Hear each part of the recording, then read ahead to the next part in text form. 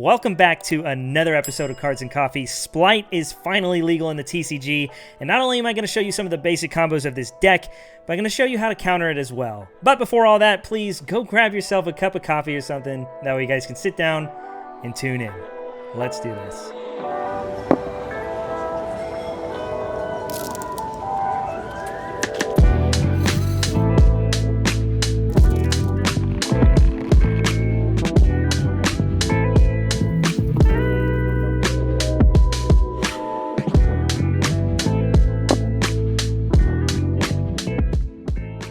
Alright, so before hopping into the combos, I figured I'd show you guys a very basic deck list, probably something similar to what most people are going to be running. There are some cards in this list that are debatable, but I think for the most part, this is what you're going to run into, plus or minus 5 to 10 cards. Everybody's going to try to tech their deck out in different ways, but when it comes to pure, I think this is the most straightforward list, at least that I can put forward for you guys for combo's sake. In case you guys don't know, this deck revolves around all the level 2 Spright monsters being able to special summon themselves from the hand when you control a level 2 or a rank or a link 2 as well. All these little sprites have a bunch of effects, and the main ones you're hoping to see is Blue and Jet. Blue searches any monster and Jet searches any spell, which basically facilitates all your combos. After that, we have 3 copies of Starter as well. Again, the name speaks for itself. It's a great starter, and it's a great extender as well. A lot of the times you can play without even having to resolve this card, so if you can, it's definitely good to hold. Again, there are some ratios you might question and some tech cards that you may or may not play, but again, I think this is just a very straightforward deck list as far as pure goes. At the end of the day, you're trying to either see Blue or Jet to really facilitate most of your combos, and again, Starter also gets you there as well. As far as one-card combos go, you have Starter and any of the level 2s you decide to play, whether it's the Diva, the Beaver, or even the Beckoning Beast package. And of course, there is the Swap Frog, which by itself is a one-card combo as well. But of course, if you can partner it with Blue or Jet or Starter or really any extender past that, your combos get even better from there. Outside of all the basic engine stuff, I guess maybe you might see 1 or 2 red in decks, and we're playing a bunch of hand traps and a few 1-ups just to facilitate the cross-out designator in our deck. I actually think this is a pretty safe card to play in your deck. Not only do you have a bunch of hand traps that'll work with it, but a lot of people are playing cards like Dark Ruler No More, so having it in deck alongside this actually protects your board pretty well. Again, I'm not going to explain this too much. I am going to be doing a couple of profiles once I get my hands on the cards. I have a case coming in next week, and I will be opening it live on Twitch. So if you're not subscribed to the channel, make sure you subscribe to here. And then, of course, hop onto Twitch and make sure you're following. That way you get notified when I go live.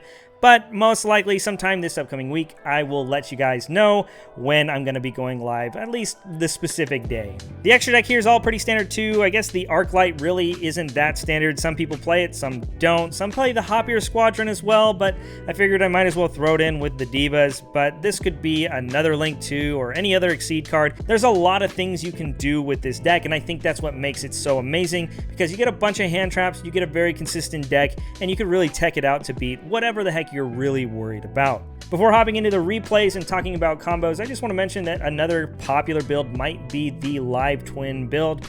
It basically replaces the Diva engine and it gives you a bunch of one-card starters as well. But you could even play something like Scythe in the deck, and it also gives you another line to pop cards and draw cards while playing your regular Spright combos as well. So when I get my hand on these cards, you better believe I'm going to be profiling it for you as well. But today I'm not going to be going into these combos. I think I'll probably save it for that video. But let's get to it. Alright, so hopping into the combos really quick, the first combo I'm going to show you is just Swap Frog. I'm actually going to show you 2 Swap Frog combos, and depending on what your hand is, it might change what you want to do.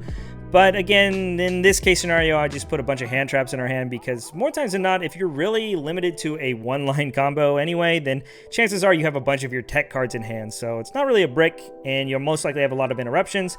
But again, let's jump into this. So starting things off, of course, we're going to be normal summoning our one and only Swap Frog. We're going to use its effect to dump the Ronin Tonin. We don't have any other level 2s or extenders to kind of go off from here. So we're going to link into Almirage and bring back the Ronin Tonin. That way we can link into Spright Elf. We'll bring back the Ronin Tonin, and then we'll use the 2 to make the Gigantic Spright. which will then bring out another copy of Swap Frog, letting us dump another copy to the grave, making it so our Ronin Tonin can bring itself back. So there you have it, a very basic combo. You have a really beefy gigantic Spright because we did use the elf to make it, and we also have the Omni Negate with Totally Awesome. And again, with literally any other extender for the deck, this combo gets way crazier, but I figured I might as well show you this. There is another combo I'm going to show you right now that actually goes a little bit further than this, but just know this is actually a pretty useful combo to know because there are going to be times game 2 and 3 when you side into your floodgates that having the Omni Negate might actually be really important. Alright, so this combo is going to be very similar to the first one. Again, we're just saying we opened the one Swap Frog. So starting things off, of course, we're going to be normal summoning our Swap Frog from our hand and using its effect to dump the Ronin. And just like last time, we're going to make the All Mirage, and then we're going to use the Ronin Tonin Engrave, bring itself back, make ourselves the Spright Elf, use it to bring back the Ronin Tonin, and then now we can use those two to exceed into our gigantic Spright. Now our Spright instead is going to bring out Blue, and then Blue is going to bring out Jet to our hand. Jet will then summon itself from our hand, adding any spell from our deck to our hand. In this case, we're going to add Starter. There's a couple of things you can do with this Starter. One thing you could do is just hold it and use it on your opponent's turn. That way it can bring out a negate, whether it's a monster or a spell trap negate with carrot or red. Some people will hold on to it for follow-up the next turn, but the thing is if you don't have Toad in cycle, like in this combo right now, then if you really wanted to, you could always bring the Jet back out on your opponent's turn, making it to where you can search another copy of Starter. That way you guarantee follow-up that way. But for this combo, we're going to actually use the Starter to bring out the red, just to kind of insulate our combo, and then we're going to link these two off into another copy of Elf, and we're going to pass the turn. Now again, this board isn't that crazy, but you do have a monster negate in red, which is protected from targeting, and you do have a big beater of a gigantic Spright, so if it survives, you know you're going to go off next turn. But another thing to keep in mind is that this Spright Elf can bring out that Jet, like I mentioned, to search another Starter. That way you guarantee follow-up for the next turn, or if you really wanted to, you could even get out Blue. It's really dependent on what your hand is and what you're playing against. But again, this is just another variation of what your end board could be if you only open Swap Frog. For the next combo, I'm just going to show you the one-card Diva play. This is going to kind of be your bread and butter play, I guess, if you don't have any extenders. Basically, getting 2 level 2s on the field in some way can at least make this board. And yeah, it's going to be pretty much what your deck defaults to 9 times out of 10. So, of course, we're going to summon this Diva, use its effect to get, of course, another Diva. That, by itself, is a gigantic Spright, and we're going to use the Spright to then summon Swap from the deck. Its effect will then dump the Ronin, and now we can link these two off into our Spright Elf. Elf will then bring out the Swap Frog from grave, which will then dump another Swap Frog. That way we can use our Ronin in grave, bringing itself out, and then making something like our Toad, and passing the turn. Again, we would have set this imperm, but this is just for combo's sake. But in the standby phase, we will use the Totally Awesome to bring out Dupe Frog. This isn't something everybody's going to be playing. I will say if you're playing pure, Dupe is actually a very solid option because your board is a little fragile for the fact that Spright Elf is only 1400 attack, so it's very easy just to normal summon something and run it over. That way in your main phase 2, you can kind of combo off knowing you really only have one Omni Negate to deal with. And again, if I was playing against this right now, I would probably read my opponent has at least 2 hand traps because, well, I didn't set anything, and again, I just one card comboed, so there's no extenders. But by having Dupe, again, it just insulates that, making it to where you know for sure you're going to at least get 2 negates plus follow-up with Toad adding a water back to hand. But I will say one thing that is unique to the TCG is now Super Poly does work against our Dupe Frog and our Totally Awesome, which is pretty hilarious thanks to the TCG exclusive fusion we get out of the Pote. But again, nothing too crazy with this board. Pretty standard and what your board's basically going to try to end on alongside other things depending on what your extenders are. Now I'm going to show you one more 1-card combo, and then after this I'll show you a 2-card combo. That way you can kind of see what this deck can do if it has an extender. Spright Starter by itself is going to basically accomplish the same thing as Diva, except for you actually get another interruption or follow-up, whatever you decide to do. So starting things off, we're going to be activating Starter in the draw phase to play around Draw and Lock, even though nobody's going to be playing that. You'll burn for 1k and add a copy of Jet. And then after that, we'll go to main phase 1, and we will use the Jet to now summon itself and then search ourselves a spell card. In this case, we're going to search Smashers, which is kind of like the Karma Cut of the deck. You could grab another Starter for follow-up if you wanted to, but also Starter can interrupt on my opponent's turn, so that's something to keep in mind.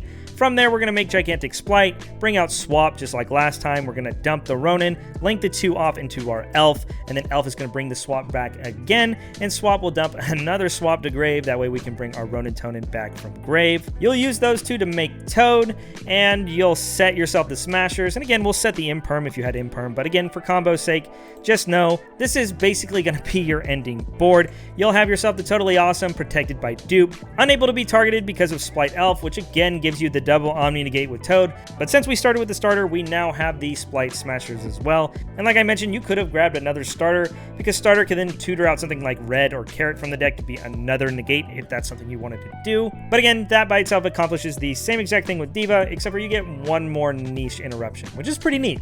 And for the last combo, we have a 1-card starter plus an extender. The extender could literally be blue or jet or starter or whatever you need.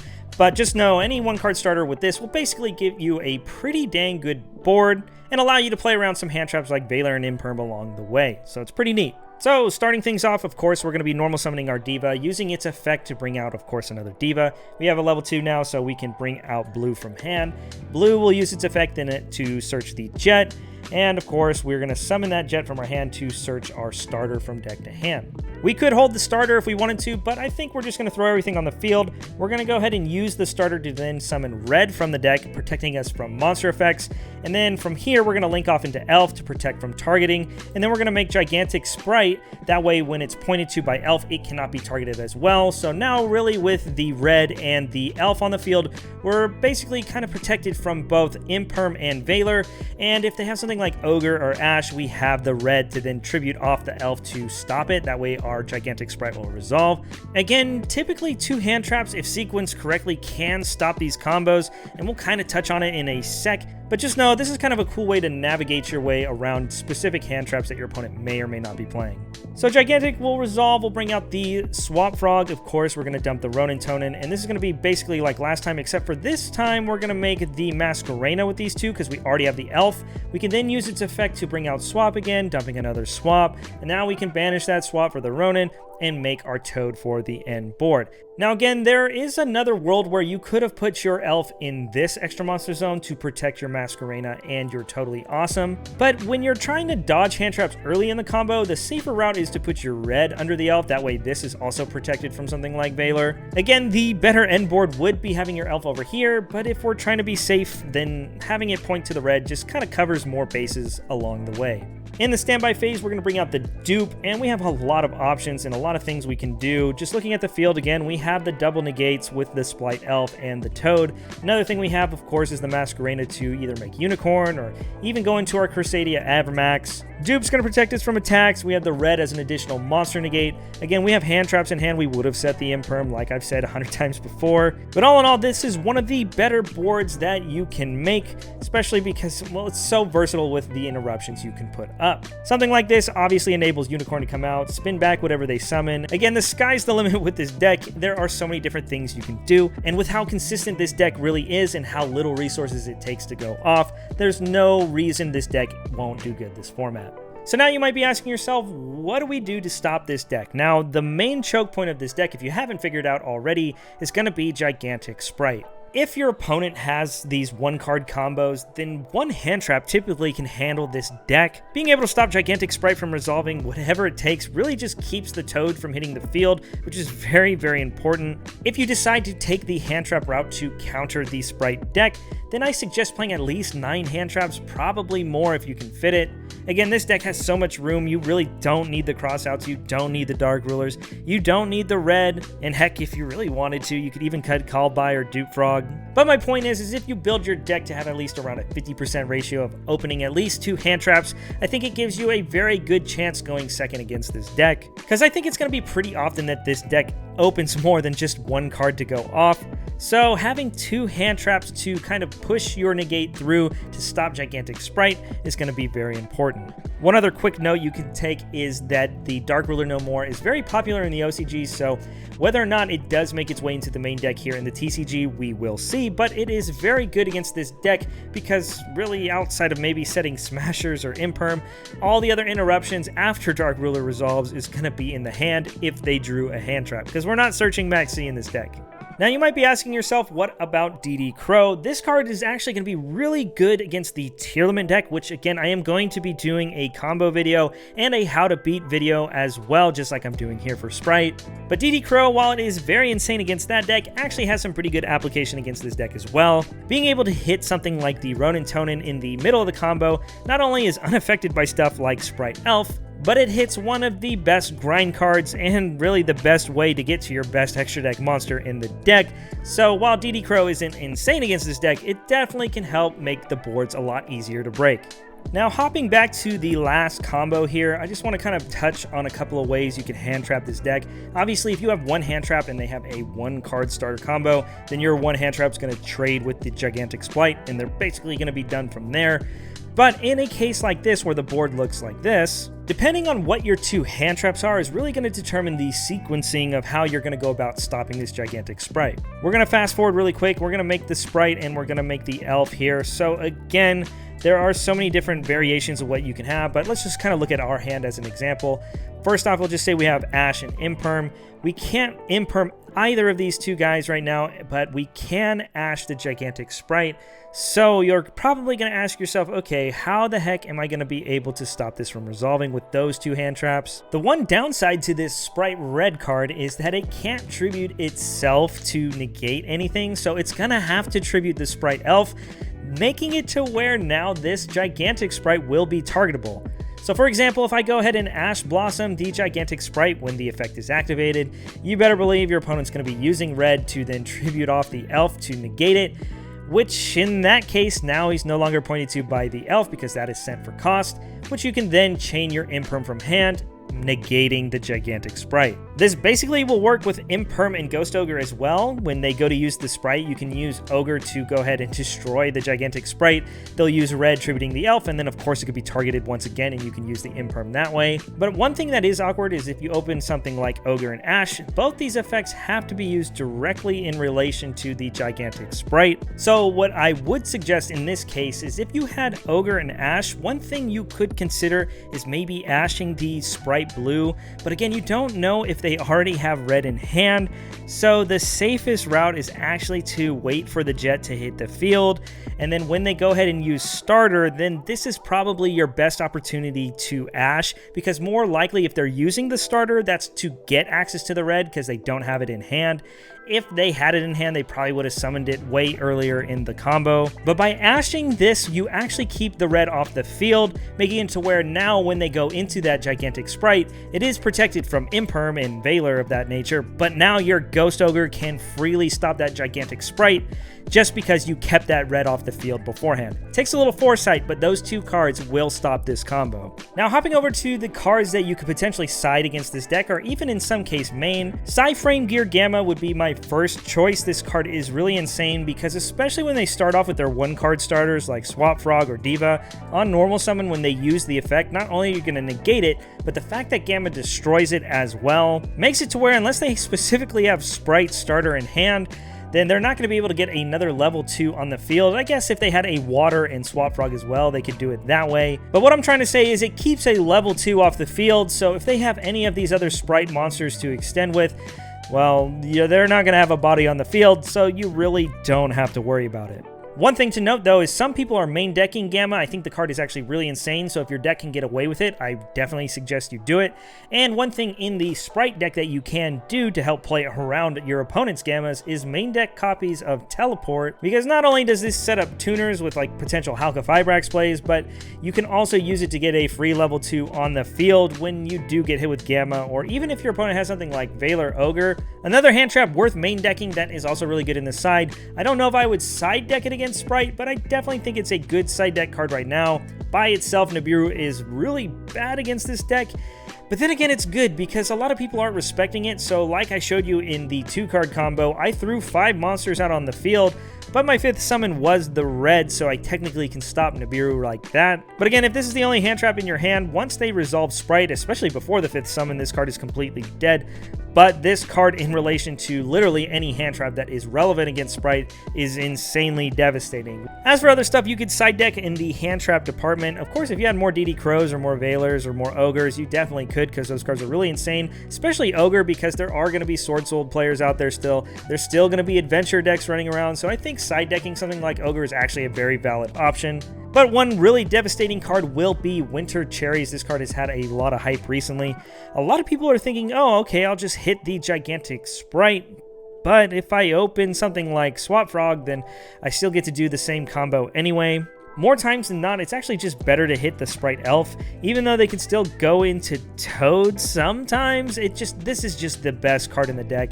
You should be hitting this card with your cherries whenever you can. Maybe you don't want the hand trap route, and maybe you don't need your normal summon, so you might want to side something like Lava Golem or Sphere Mode. These cards just deal with the end board so easily. Again, there are going to be hand traps, and they may or may not have something else on the board depending on what their starting turn was.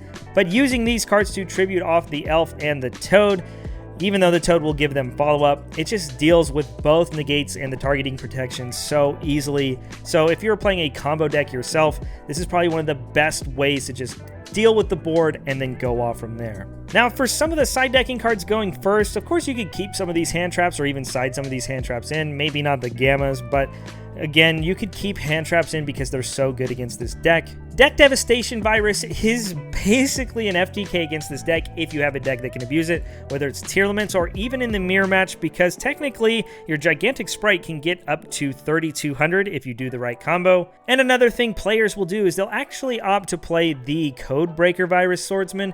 This card's basically just a beefy Link 2, but the main reason you're playing this is actually for 2 reasons. One being the deck dev, of course, for the Game 2 and Game 3, but another thing this is actually really good at doing is running over Winda. It's 2,300, so if ever you needed to, this is a very easy way to get over Winda. Some other good trap cards you could be side decking against this deck. Of course, There Can Be Only One is very, very devastating. This deck could play kind of around it, and again, I don't know if something like Nightmare Phoenix is going to be played. I personally think it's a very good card in this deck, and if you can find the room to fit it, I definitely think it's worth it. But There Can Be Only is definitely a card that can hinder the deck more times than not, especially if you have a combo alongside it with Omni Negates like Baron or whatever the heck your deck's trying to accomplish. I think if your deck can support this card, of course, it's going to be really good. Now, if you're playing a very stun-oriented deck, then Summon Limit obviously is good against basically every combo deck, but really, this deck can't really do much past 2 summons, so this card is obviously really insane against it. Some people like citing D-Barrier because it's an answer to Gigantic Spright. It's debatable. I think it's very solid because it also deals with the Zeus portion of the deck, which is very insane that this deck gets to do that as well. But unless they're playing something like maybe Axis Code Talker, this deck can actually struggle with being able to break boards after getting D-Barriered, so it's not a bad option. Probably one of the last cards that I actually like against this deck is Anti-Spell. It really only stops the Spright starter, which is an important part of the combo, but going into your side deck, you know you're going to probably run into cards like Dark Ruler No More, and you're probably going to see stuff like Prosperity digging for it. So if you're able to complete your full first turn board, resolving something like Anti-Spell not only makes it to where it's a very simplified game state, but of course you don't have to worry about all these crazy side deck blowout cards that you may or may not run into Game 2 and 3. So that's going to be it for today's episode. Thanks for sticking around and tuning in. There are probably a bunch of things I actually didn't touch on about this deck, and that's what makes it so great. It's so versatile. You can check it out in 100 different ways. But I think if you're just trying to learn the deck or maybe pick it up yourself, or if you're just worried about running into it at locals, I think this is an amazing starting point for you guys to learn what this deck can do and how to go about stopping them. I'm also going to be making a tier limit video just like this one as well, so make sure you're subscribed. That way you're notified when I post it. But until then, here's hoping to see you guys next time. Peace.